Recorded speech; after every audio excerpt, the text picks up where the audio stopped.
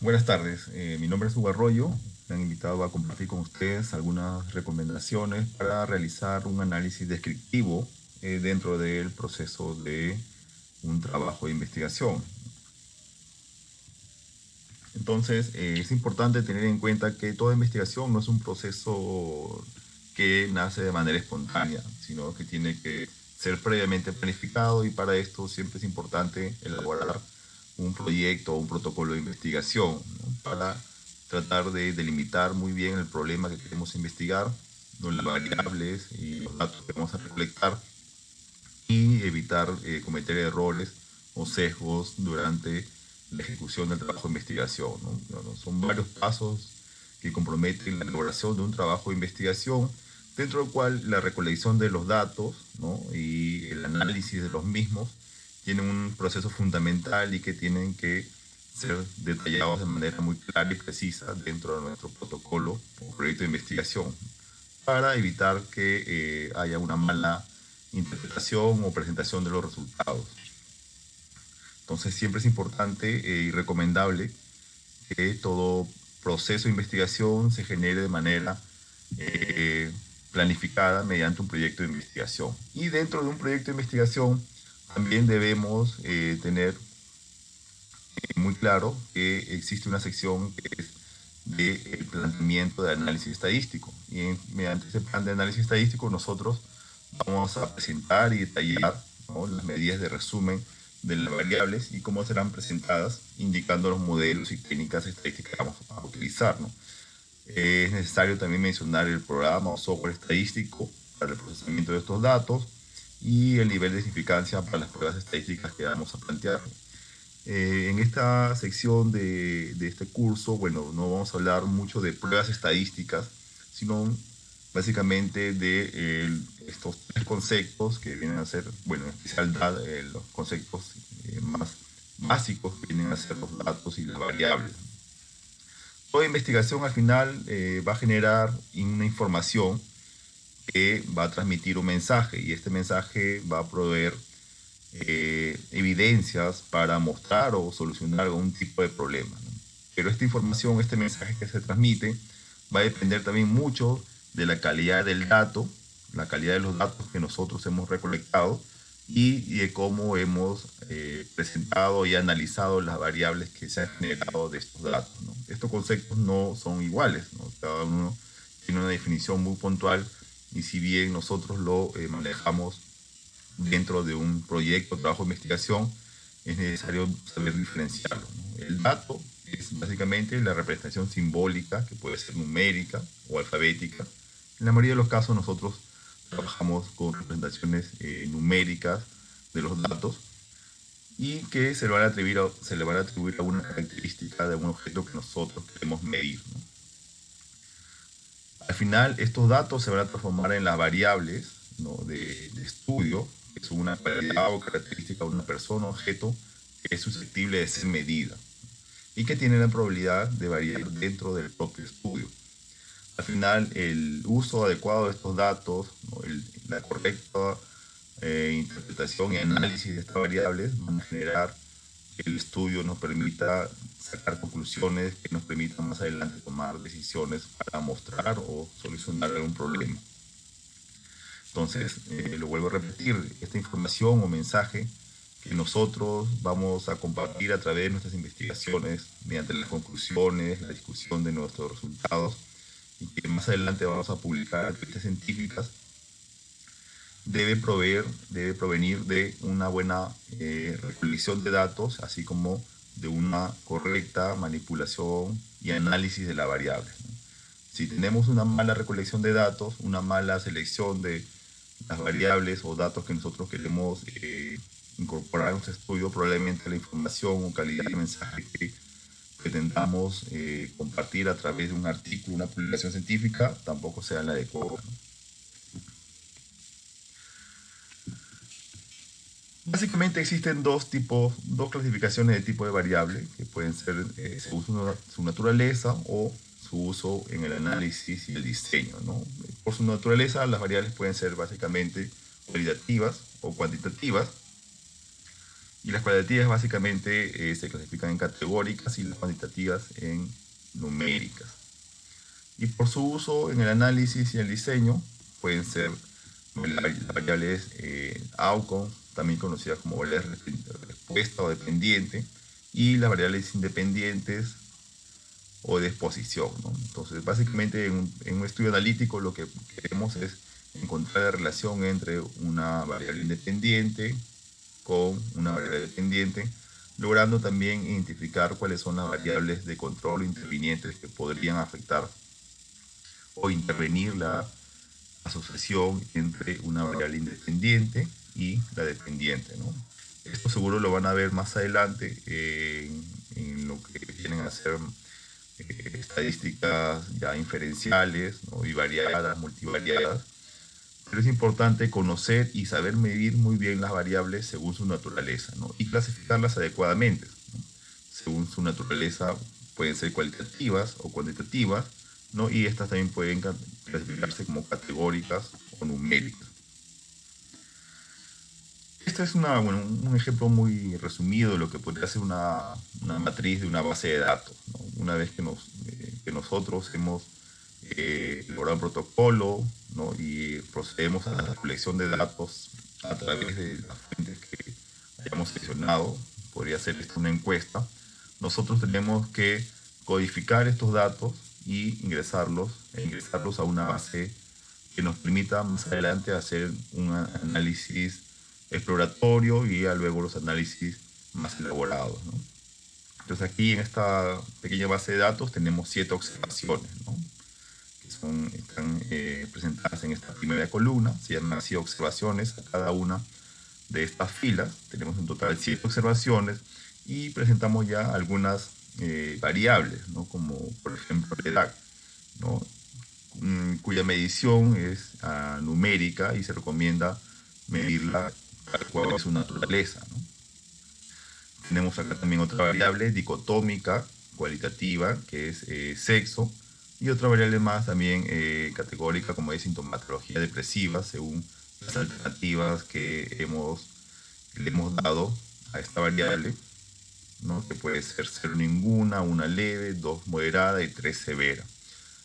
Luego nosotros podemos, justamente por eso se llaman variables, con cada una de estas variables generar nuevas variables que van a tomar otras categorías, ¿no? Por ejemplo, podemos agrupar sintomatología depresiva en solo 2 características, como puede ser la presentación triangular de depresión o no.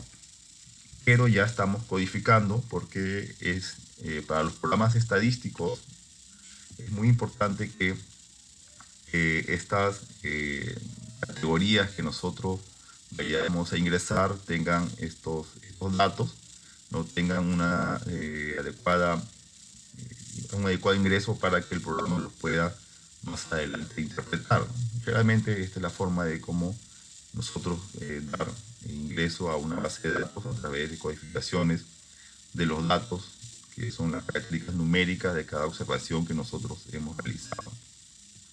Así mismo, como ustedes pueden observar, también podríamos, la variable edad, generar una nueva variable dicotómica, ¿no? Categorizando o agrupando algunas de estas variables, ¿no? Por edad, como agrupando estos datos en mayores de edad y menores de edad, ¿no? Generando una nueva variable para edad, en las cuales tengamos solo 2 categorías, mayor de edad y menor de edad, según el dato que nosotros consideramos como punto de corte, ¿no? Entonces, es importante tener una adecuada base de datos, ¿no? Bien codificada, según los datos que nosotros hemos recolectado, ¿no? Para más adelante poder hacer los análisis que nos permitirán mostrar los resultados, ¿no?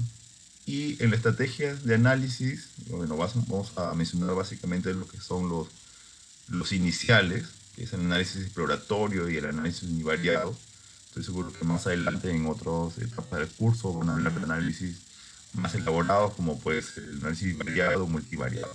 Pero es muy importante, antes de realizar estos análisis más complejos, empezar por estos análisis más sencillos como es el exploratorio y el univariado. ¿En qué consiste el análisis exploratorio? Bueno, básicamente va a ser la obtención de medidas de resumen y gráficos para un conjunto de datos, ¿no?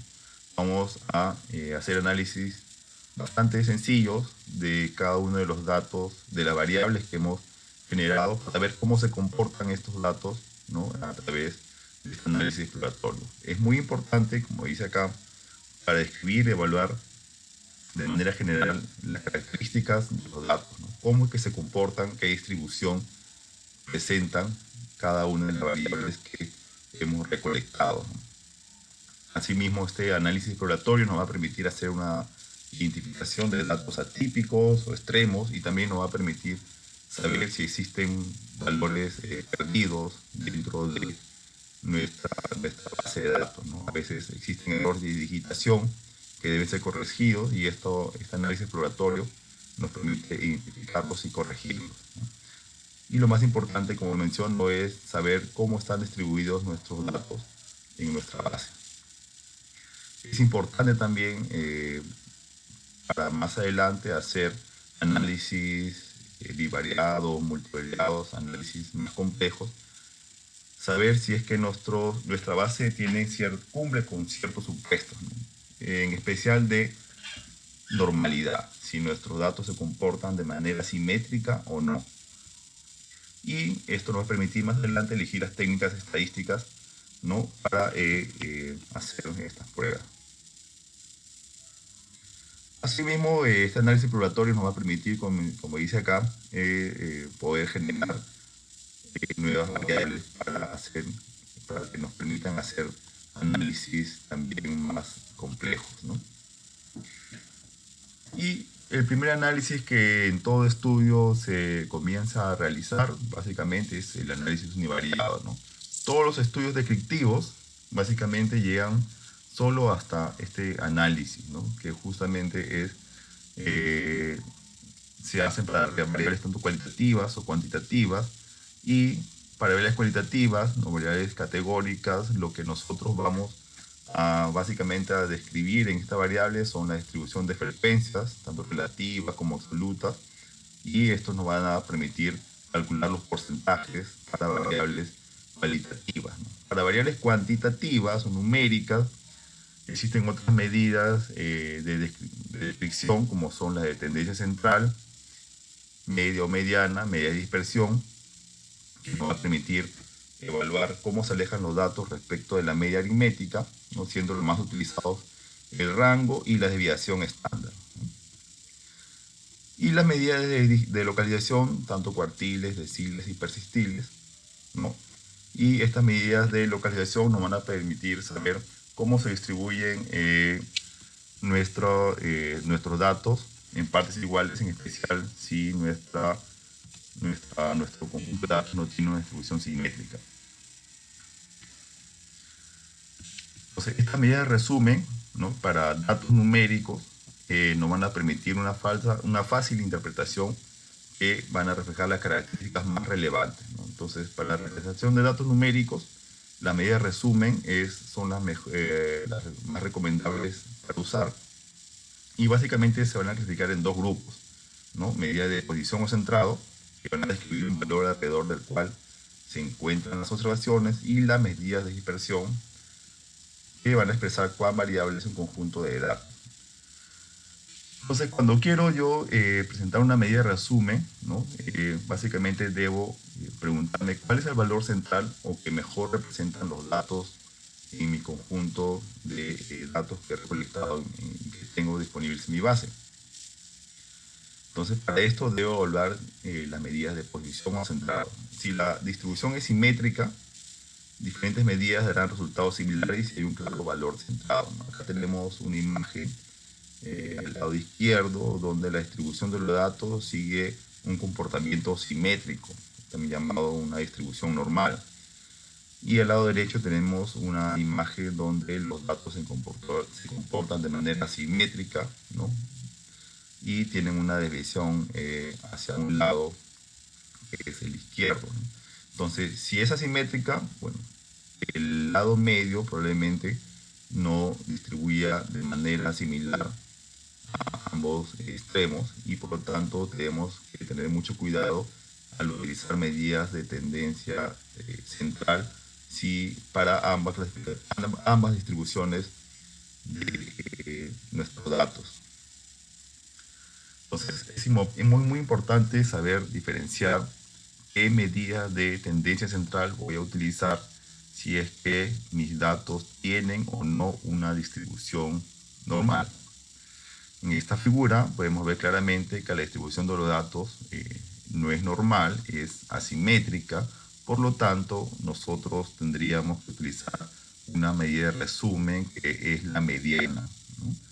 Es la mediana que nos va a garantizar que se está distribuyendo en ambas partes de manera homogénea, ¿no? Si utilizamos una media, calculamos una media para una distribución simétrica normal, probablemente nuestra medida de resumen no sea la más adecuada y esto nos genere errores de interpretación. Y para saber qué medida de resumen utilizar en datos numéricos, lo mejor es realizar un histograma de nuestros datos numéricos que tenemos. Entonces ustedes acá se podrían calcular un histograma para cualquier variable numérica, como podría ser edad o índice de masa corporal, ¿no? Y elaborando un histograma, nosotros podemos observar si estos datos se comportan de manera simétrica o no.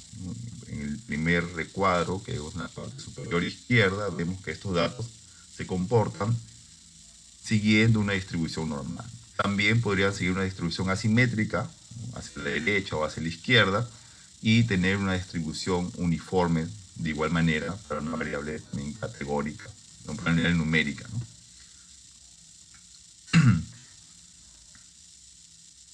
Hay que también saber diferenciar los histogramas de las barras, ¿no? Las barras, las figuras que se ven como barras en los gráficos, ¿no? Realmente un histograma no tiene espacios entre los intervalos. Un gráfico de barras sí tiene un espacio entre los intervalos, pueden haber espacios. Básicamente un histograma muestra el 100% de los datos, del contenido de los datos dentro de las mismas barras, y los gráficos de barras no, ¿no? Probablemente podemos medir de manera comparativa, incluso en el gráfico de barras, diferentes variables cualitativas, ¿no? Entonces hay que saber diferenciar un histograma de un gráfico de barras. Y como se menciona acá, muchos o muy pocos intervalos pueden ser muy pocos informativos, ¿no? Se recomienda tener de 8 a 15 intervalos, y esto también puede ser manejable dentro de los software para dar el número de intervalos que nosotros deseamos visibilizar. ¿Qué es lo que vemos en un histograma? Pues los valores mínimos, máximos, cuáles son los intervalos más frecuentes, y lo principal es evaluar si existe simetría o asimetría. Hay otra forma de evaluar también la presencia o no de simetría o de normalidad en nuestros datos, ¿no? A través de la prueba de Kolmogorov-Smirnov, ¿no? Pero lo recomendable es observar haciendo histogramas, haciendo estos gráficos, si es que realmente mis datos tienen o no una distribución de tipo normal, ¿no? Entonces, esto es lo recomendable, como le menciono, si bien existen también algunas técnicas que permiten calcularlo, como la prueba de Kolmogorov-Smirnov, lo mejor es observarlo de manera directa. La representación de datos numéricos para variables cuantitativas que no tengan una distribución normal se pueden apreciar mejor en un gráfico de cajas o Wolf-Plot. ¿Qué es lo que vamos a ver en un gráfico de cajas o Wolf-Plot? Básicamente la posición, la dispersión, ¿no? Claro está la simetría que presentan los datos, la longitud de las colas, y si existen o no outliers o puntos extremos, ¿no? Así mismo, los Wolf-Plot o gráficos de caja van a ser útiles para comparar varios conjuntos de datos, pues nos dan una rápida impresión visual de sus características. Por ejemplo, aquí en esta figura que se han comparado valores de una variable cuantitativa, numérica, como es el nivel de colesterol en sangre, ¿no? entre aquellas personas que tenían un antecedente de enfermedad coronaria y no. Tenemos los valores mínimos, máximos, la presencia o no de outliers. Y claramente se ve acá que existen, bueno, diferencias en el centrado de la medida de tendencia central dentro de los niveles de colesterol basal en aquellas personas con antecedentes de enfermedad coronaria y las que no tuvieron antecedentes de enfermedad coronaria, ¿no? Esto ya básicamente es un análisis bivariado, ¿no? Si gustamos, podemos poner un valor P para saber si existen o no diferencias entre el antecedente de enfermedad coronaria y los niveles de colesterol en sangre. Esto también puede ser representado con una tabla, ¿no? Con datos con medidas de resumen numéricos, pero estamos viendo acá de manera gráfica para poder apreciar si existen o no diferencias entre ambos grupos. Y claramente está que para hacer este análisis, previamente he observado que los niveles de colesterol siguen un patrón de distribución no simétrica, ¿no? O asimétrica. Esto es lo que le mencioné hace un momento. Hay que tener mucho cuidado en no confundir un histograma con un gráfico de barras, ¿no? Ambos tienen características diferentes. Para datos categóricos, sí es recomendable hacer una representación de los mismos a través del gráfico de barras o tablas de frecuencia, que es lo que más se utiliza para datos categóricos. Y los datos categóricos pues nos permiten tener una visión más general, ¿no? Y también puede ser tener una composición más compleja en los cuales se presentan algunas características de las variables que hemos estudiado, ¿no? Por ejemplo, esta figura es un gráfico de barras verticales en los cuales se ven los tipos de complicaciones de caso de varicela según los tipos de caso de varicela presentados durante una serie de años en el Instituto Nacional de Salud del Niño. ¿No?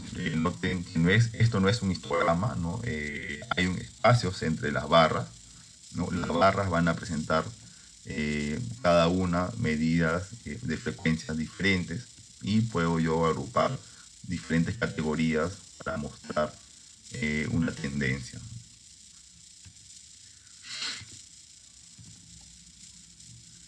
Tan importante como saber realizar los análisis exploratorios y qué pruebas estadísticas voy a realizar en un estudio es también saber presentar los datos en un artículo de investigación, ¿no?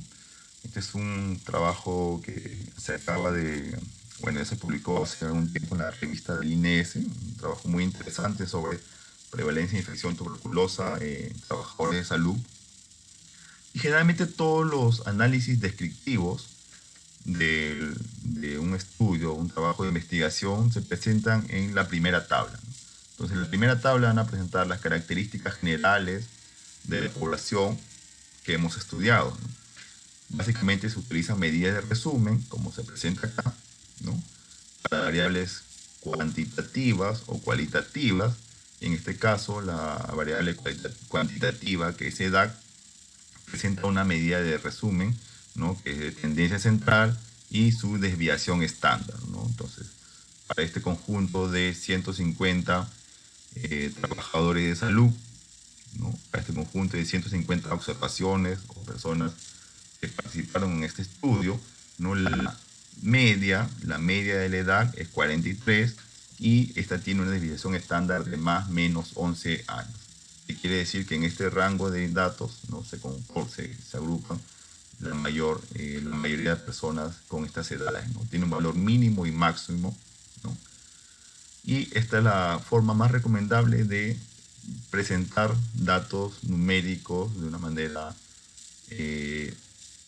más sencilla o resumida, ¿no? Por así decirlo. Se podrían categorizar edades también, pero esto no es tan recomendable, o es más recomendable si es que tenemos un intervalo de edades bastante amplios, ¿no?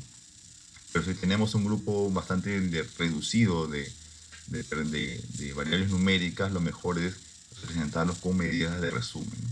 Para variables cualitativas existen otras medidas de resumen, como son las tablas de frecuencia, ¿no? Con sus porcentajes, en este caso, eh, describiendo el número de personas según el sexo femenino y masculino, ¿no? Tanto para frecuencias y para porcentajes. Aquí lo importante también es mencionar que para porcentajes solo se presenta un decimal, solo se utiliza un decimal para presentar los resultados de porcentaje en un estudio, ¿no? Así hay otras medidas descriptivas de las variables, sean estas cualitativas o cuantitativas, ¿no? Existen agrupaciones también, por ejemplo, de tiempo de servicio, que es una variable numérica que la han categorizado según menor o igual a 5 años, 6 a 10 años, mayor a 10 años, y que han evaluado según las frecuencias y porcentajes, ¿no? Esta misma variable, si es que se evalúa en su categoría numérica, podría, según la distribución de esta variable, sea simétrica o no, presentarse como media o mediana, ¿no? La media siempre va acompañada de su desviación estándar, ¿no? Más o menos cuánto se dispersa este número de observaciones. Y la mediana, si es que vemos mediana, nosotros debemos saber que la distribución de estos datos van a proceder de una distribución asimétrica, ¿no? En este ejemplo de esta tabla también se presentan medidas de resumen un poco más complejas para diversos tipos de anemia de pacientes con cáncer, ¿no? Antecedentes de la anemia de pacientes con cáncer. Se presentan medidas de resumen como frecuencias y porcentajes, y también se menciona acá para la edad, ¿no? Para la edad, que es una variable cuantitativa, numérica. La mediana, ¿no? Probablemente este grupo de pacientes haya tenido una distribución asimétrica y la mejor manera de representarla es a través de una mediana, que para este grupo de pacientes era 54 y el rango está distribuido en 14 y 93. Probablemente este rango se lleva solo al mínimo y al máximo. Lo ideal hubiera sido también acompañar esto con rangos intercuartílicos, ¿no? El rango intercuartílico inferior o superior, en el cual se distribuye la muestra, ¿no?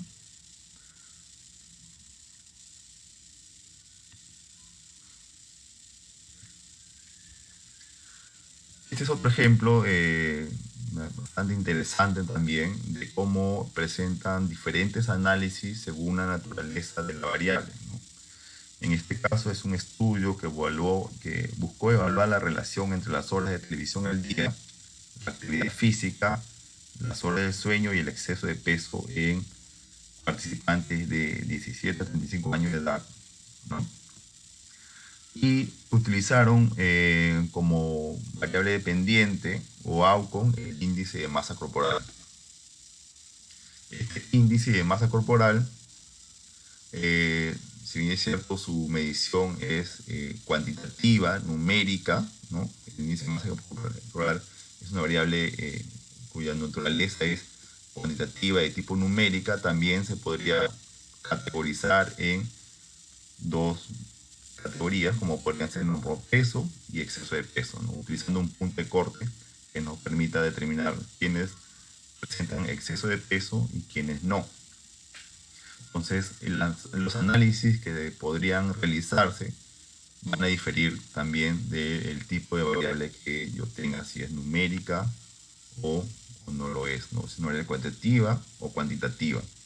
Entonces, en este ejemplo, si bien es cierto, vemos algunas medidas de resumen, frecuencias y porcentajes, ¿no?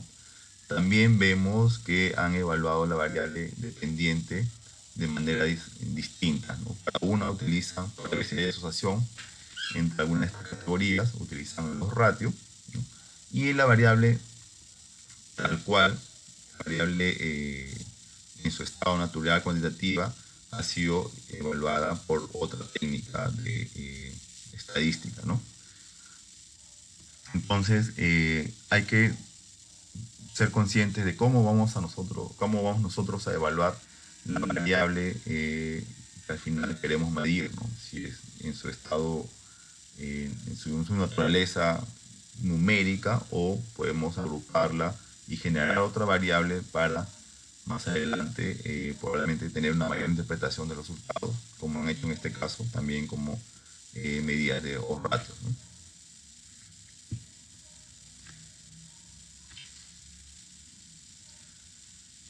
En este caso, por ejemplo, horas de sueño también lo han agrupado en tres categorías, ¿no? Y claramente se ve que hay una tendencia entre, bueno, mayor, entre mayor hora de sueño al día, ¿no? Y un exceso de peso, ¿no?